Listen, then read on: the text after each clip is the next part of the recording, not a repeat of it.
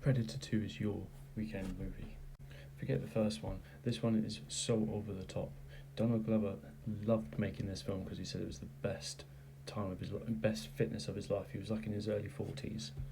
Made in 1990 with a $20 to $30 million budget, it received mainly negative reviews, but it became a cult classic, and I love this film, especially the intro. Based around like a tight unit, they're following like hardcore, like funny dealers, and how aggressive they are and how violent they are, and the war that's going in between the different gangs, and trying to figure out who's killing the gangs, and enter this dude. It follows Hannigan, who's Donald Glover and his unit. You probably remember Bill Paxton from Alien, Terminator, and now Predator, and he was one of two actors who got by all three of them. It's a pure action film mixed with a couple of jump scares and over-the-top gore, especially right at the end when they were... I gotta say that. Even the quiet moments are tense. I was visually nervous, especially at a couple of the times. Like when it's very tense, the moment makes you tense. And so it has good defining moments, but a lot of the stuff is not very serious.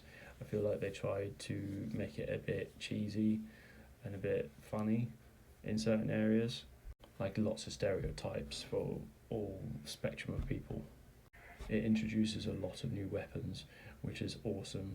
So each that he does is with a new weapon, sort of. In a way, I think that's trying to fit too much in, because they're like, ooh, we can use all these different ones, but he doesn't. Maybe that he's just showing his mastery in each of the weapon, but Bill Paxton is just a sleazy boy you just want to give a hug to, because he does show some good qualities. The lore in this film is definitely very good. It pushes a lot more lore in this film, trying to get it wherever it can, which I do find enjoyable, which I do like, but I've heard criticisms about it. It's like, oh, they're trying to put too much lore into it. No, this is good, because not everyone can buy the comics. The skull process from this dude is awesome. I thought that was cool. Plus, you see like the wider galaxy being brought into it, especially right at the end. My critiques of the film is just very over the top.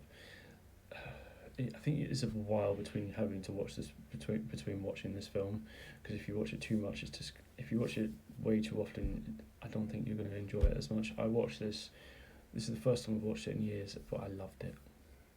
Plus, why, if you have a camera and when the camera goes, it just stops? Why would that happen? It happened in Aliens, the second Aliens, and now it happens in this one. Anyway.